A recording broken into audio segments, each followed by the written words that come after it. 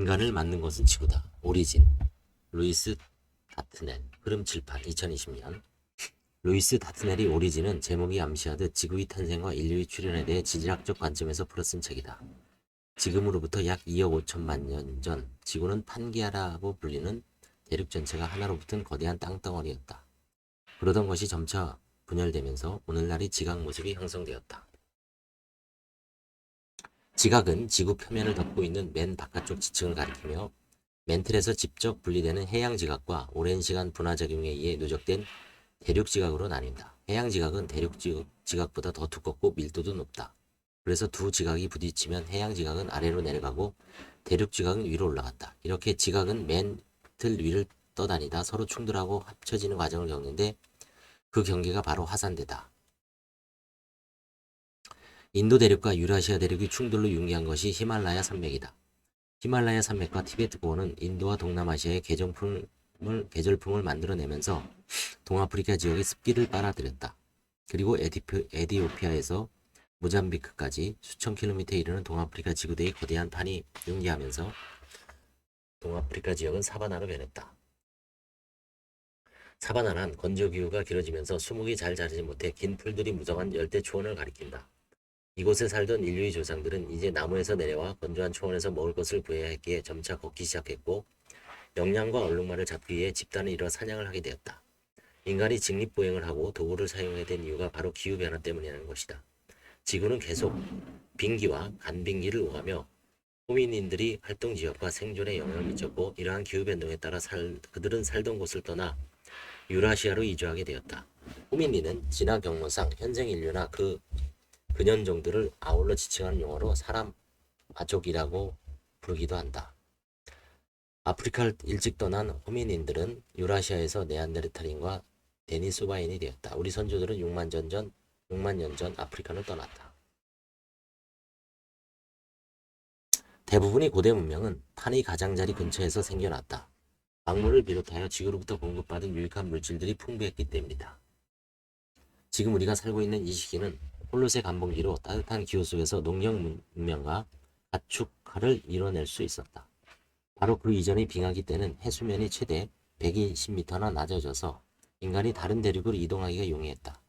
아메리카 대륙에서 생겨난 말과 낙타도 이 시기 베링해를 통해 유라시아 쪽으로 건너와 인간에게 큰 도움을 주는 가축으로 자리 잡았는데 아이러니하게도 정작 아메리카 대륙에서는 멸종되어 사라지고 말았다.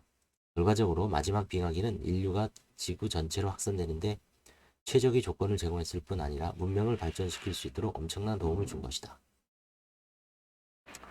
활발한 컨베이어 시스템처럼 작동하는 바다는 적도 부근의 열을 극지 쪽으로 실어 날라 물을 순환시킨다. 이를 열염순환이라고 하는데 바닷물의 온도와 염분 함량의 차이가 순환의 원동력이 되는 것이다. 아가시즈호는 북아메리카 중부의 큰 빙하 호수로 원래 판게아의 안쪽에 자리했다. 그런데 이 호수가 북극해로 엄청난 양의 담수를 방출하면서 해양순환을 방해하고 일시적인 냉각을 일으켰다는 추측이 있다. 최근 연구에서는 유럽 전역에 걸친 농업이 동쪽에서 서쪽으로 확장된 것과 아가시즈호를 연관짓기도 한다. 나투프이는 인류 최초로 정착을 선택한 체렵 수련민으로 1만 1천 년 전 갑자기 기온이 내려가자 따뜻한 지역을 찾아 떠나는 대신 호미를 땅에 심어 농사를 짓기 시작했다. 밀과 보리는 튀르키예 남부에서 유래했는데 시간이 흘러 티그리스 강과 유프라테스 강 사이 메소포타미아 지역에서 확산되어 갔다. 이러한 농경 문명의 시작으로 인간은 정착하게 되었고 도시를 건설하며 다양한 문화를 싹틔울 수 있었다. 그와 동시에 다시는 이전의 상태로 되돌아갈 수 없게 되었다. 씨앗식물이 제공하는 영양분이 비대해질수록 농작물에 점점 더 의존할 수밖에 없었기 때문이다.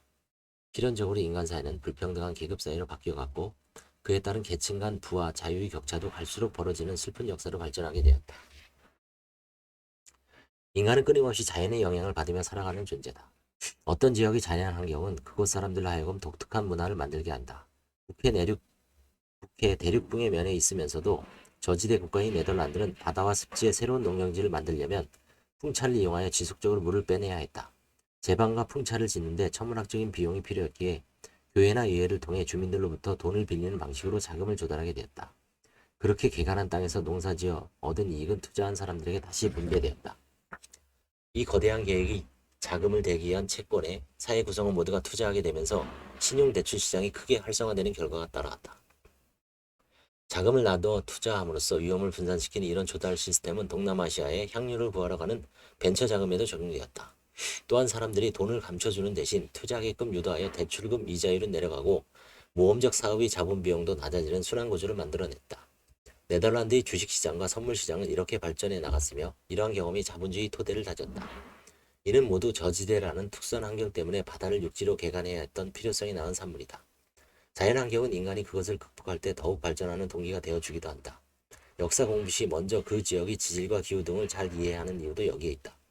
지적 호기심을 충족하고 싶은 이들에게 이 책은 분명 제레드 다이아몬드의 총준세나 8세 이건의 코스모스의 보험과는 재미를 선사해 줄 것이다.